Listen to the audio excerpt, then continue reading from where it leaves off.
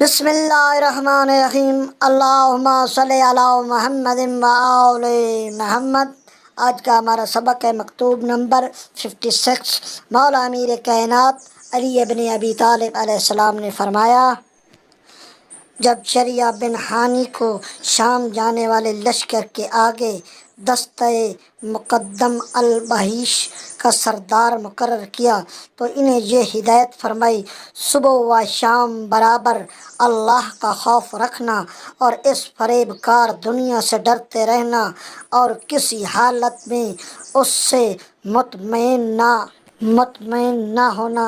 اگر تم نے کسی ناگواری کے خوف سے اپنے نفس کو بہت دل پسند باتوں سے نہ روکا تو تمہاری نفسانی خواہشیں تمہیں بہت سی نقصانات میں ڈال دیں گی۔ لہٰذا اپنے نفس کو روکتے ٹوکتے اور غصے کے وقت اپنی راست و خیر کو